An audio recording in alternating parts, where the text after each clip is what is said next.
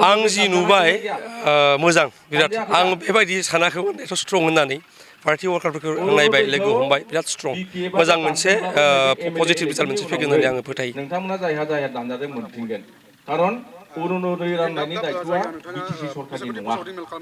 बे जाहैबाय एमएलएफोरनिसो बेनिखायनो जेबो सिन्था आङो माने आंनि खोथाया मा फार्स्ट अफ अल बयबो मिथिखागौ होनदां आं इउपिपिएलनि मेम्बारबो नङा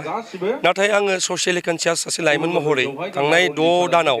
बिटिसि बिपिएफ सरकार दानायनि उनाव जायफोर जाथाय जादों आं हाग्रामा महिलारि बिथांखौ डाइरेक्टलि माबा होआ नाथाय हाग्रामा महिलारि बिथाङा जायफोरखौ फोथायनानै लाइमोनफोरनि बिबान होदोंना बिथांमोना लाइमोन दैदेनगिरिनि मुङाव लाइमोनफोरनि इयुनखौ बरबाद खालामगासिनो बेखायनो आङो फैदों दा फोसावदिंनाय मेलफोराव आरो आं ट्राइ खालामदों मा मोनसे बेलेन्स मेनटेन खालामनानै आं नुहुरदों 8टा 9टा सिटआव आरामाव देरहालांगोन माबाया इउपिपिएलआ सरि बिथांखौथ' आं आसा नुबाय बिथाङा देरहानायनि चान्सआव दङ पियरलि देरहागोन आरो आं दा जि नुदों आरो पार्टिनि जिबायदि आं जस नुदों आं सानदोंमोन मा सरकार गैला बिटिसिआव सरकार बायबाय मानसिफोरा जिरायना थागोन नामा होननानै नाथाय बिराद जस मानसिफोरा आरामाव ओंखारलांगोन आंनि बादिबा आंथ' बुंबाय थायो मा आं पलिटिकेलि आं बांद्राय जेबो रावनिबो जानायनि बाथ्रा बुंनाय नङा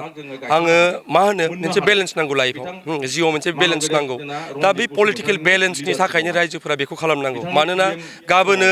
जुदि जों बिपिएफनि स्ट'रि बयबो मिथिगौ आं थांनाय बोसोरबायाव बायदि बायदि जाहोनाव आं बिपिएफखौ हाग्रामा महिलारिखौ जेनेबा हिमन्त बिश्व शर्माया जिबायदि गादबबाय नङा होनबा जिबायदि खैसार खालामबाय धंस' खालामनो सासे बर' फिसा महरै आंहा बिथांनि फारसे मोनसे सिम्पेथि अननाया फैदोंमोन आरो हारिनि थाखाय खामानि मावनाय मानसि नाथाय बेनि उनाव थांनाय 6 दानाव जायफोर खामानि मावबाय बेनि उनाव जों नुबाय मा जों दा मोनसे बेलेन्स नांगौ दा रायजोफोरा बेलेन्स लाबोनो थाखाय इउपिपिएलनिफ्राय जुदि 8-9 जन जुदि एमएलए देरहालाङो जुदि स्टेट गभर्नमेन्टआव बाहागो लाहैयो अब्ला बिपिएफआ बे माबायाव बिटिसिआव अबभियासलि खामानिफोरखौ गाज्रि खामानि मावनायनि सिगाङाव हाजारबार साननांगोन नङा होनबा प्रटेस्ट जागोन अपोज जागोन होमबाना बेलेन्स जागोन आरोखि बै बेलेन्स मेनटेन खालामनो थाखायनो आङो रायजो राजाखौ माने खावलायदों आरोखि बेथ' ओरैबायदि मोनसे पार्टी इउपिपिएलआ आङो बयनिख्रुइ आं जेसेबां सोंखारिदों इउपिपिएलखौ थांनाय बोसोरबायाव रावबो सोंखाराखै ना नाथाय इउपिपिएलनिफ्राय सोर दैदेनगिरिया थांदों जायफोरा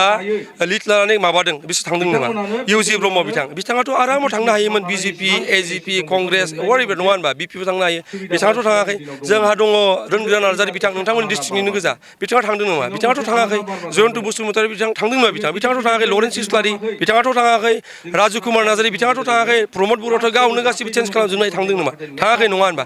साफा सानै सुबिदाबादि मानसि बोथोरजों माने पलिटिक्सखौ बिजनेस होनना लाग्रा मानसिफोर दङ साफा सानै बिथांमोना दिनै जेराव थांदों बिपिएफआव थांदों नामा नोंथाङा बिनिफ्रायदि गाबोन फिन खेबसे बेहाय फैफिना बिनि माबा गेरेन्टि दङ जानो बिपिएफनि मानसिफोरा सरकार थासेयावबो इउपिपिएलआ बोरै बारा मोनखै जोङो बिटिसि ओनसोलाव लाइमोनफोरा गोबां जौगानायनि खामानि मावो बिनि थाखायनो गोबां जौगानायनि बेलायाव नोंथाङा नैबे 6 मासनि गेजेराव माबायदि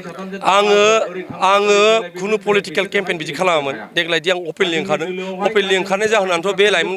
थेख्ला लाइमोन दैदेनगिरि होनना बुंदों हा थेख्ला नङा होनबा थेख्ला माने आङो फिजिकेल माबाखौ होनाखै दै मानसिफोरा उन्दैखाय होनदों दा लाइमोन दैदेनगिरिनि मुङाव सानैसो दालालगिरि खालामबाय थायाखै होनबा नोंथाङा जायफोर बिथांमोना जौगाथायनि खामानि बाथ्रा बुंदों थांनाय 6 दानाव बे 6 दानाव 6 दान जाबायना बे 6 दानाव जेनेबा हमना ला बिपिएफआ हाग्रामा महिलारि बिथाङा बुंदोंमोन मा 100 क्रर होगोन लाइमोनफोरनो मानो थाखाय होगोन बिथाङाबो सियर नंखायामोन हा बिथाङा खुनु सियर माबा गैखाया थेवबो बिथाङा जेनेबा इनिसियेटिभ मोनसे लाबाय आं बेखौ माबा खालामगोन बेखौ आङो एप्रिसियेट खालामगोन नाथाय बे साबाना मा मानसिनो बिबान होबाय नोंथांमोननि चिरां डिस्ट्रिक्टआव कास्टम बसुमतारी होननाय सासेनो होबाय कास्टमखौथ' बयबो मिथिगौ आगोल एबसुनिमोन मोनसे समाव हाग्रामा महिलारिखौ सान हर रायोमोन नङा बिनि उनाव क'क्राझाराव होबाय प्रह्लाद ब्रह्मआ सोरमोन प्रमिला रानी ब्रह्म बायदि सासे बर'नि जों पलिटिकेलि मा पार्टियाव दङ मा गैया बे आलादा बाथ्रा नाथाय बर' हारियाव जा बिहोम होदों प्रमिला रानी ब्रह्मआ बेखौ सोरबा नासयनो हागोन नामा बेबायदि प्रमिला रानी बर'खौ खोनासंथाय सोदोबजों जाय मानसिया रायग्रा बिनि उनाव इउथ बिपिएफनो सासे दङ रिन्जय होनाय जाय धोरोमनि मुङाव नोंथांमोना अडिअ क्लिपखौ मोनजोबाखै होनदां आं होनो नाजागोन जाय धोरोमनि नामाव बर' हारिखौ गावस्रा होनो नाजाग्रा सासे मानसि बेबायदि मानसिया दिनै बिपिएफनि लाइमोन दैदेनगिरि इउथ बिपिएफनि प्रेसिडेन्ट बेनि उनाव नोंथांमोना नायदो कामाल आजाद होननाय सासे दं उदालगुरियाव कामाल आजादा मोनसे समाव हाग्रामाखौ अयथासार रायग्रा मानसि जेसेबां मानसि हाग्रामाखौ रायोमोन मोनसे समाव गाज्रि बिसोर दिनै बेफोर खामानिखौ मावगासिनो दङ दा बे नोंथाङा जेखौ बुंदों लाइमोनफोरनि बाथ्रा बुंदों लाइमोनफोरनि बे स्किमखौ मा खालामखो बे 100 crore जेब्ला बे साबा सयजन लाइमोन दैदेनगिरिया मोजाङै राननो हायासै बिसोर मा मोजां खामानि मावबावगोन बे लाइमोननि थाखाय जा स्किम बे स्किमनि मुङा मामोन सोरबा मिथिगौ नोंथांमोना मिथिगौ नोंथांमोनाथ' मिडियानि मानसि मिथिया नङा होनबा बेनि क्राइटेरिया मा सोरबा मिथिगौ बेनि फर्मखौ बहा मोनो सोरबा मिथिगौ बेनि अनलाइन एप्लाइ खालामनाय प्रसिजारा मा सोरबा मिथिगौ रावबोथ' मिथिया थाङै थुङै गावसोरनि गेजेराव ब्लक रानदों जाहैबाय माबाखौ एप्लिकेशनखौ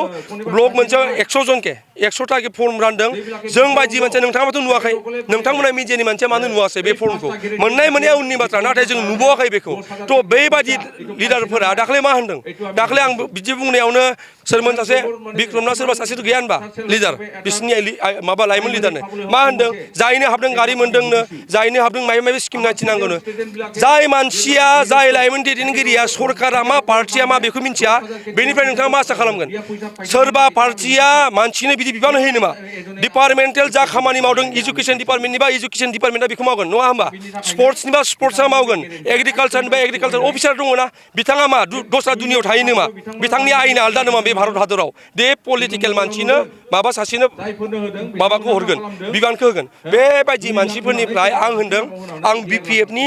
लाइमोन जायफोर मावथिफोर थांनाय बोसोरबायाव मोनजाया मोनलोङा बेसेराफोर आं गाज्रि नाङो आं मिथिगौ गोबांखौ आं सिनायो आंजों सावरायो सेन्ट्रेलावबो दङ मोनजाया मोनलोङा बेसेराफोर ओरैबायदि नांथाबबाय बिसोरो जेबो मोनासै बे सयजन ना मा लाइमोन दैदेनगिरिया जायफोरनि खामानिया जाबाय प्रफेसनेल दालाल होनना बुंनाय जायफोरखौ थांनाय 6 दानाव सोरबा इन'भा बायबाय सोरबा स्कर्पिय' बायबाय दामि गारि बायबाय बैदि जायफोरा मोनजाया मोनलोङा खामानि मावबाय बिथांमोना मा मोनखो कुइसना बे जानांगौ बेखौ जों बुंनो लाब गैया बेखौ BPFनि साफ्रोमबो सोद्रोमा साफ्रोमबो मावथि लाइमोना बेखौ साननांगौ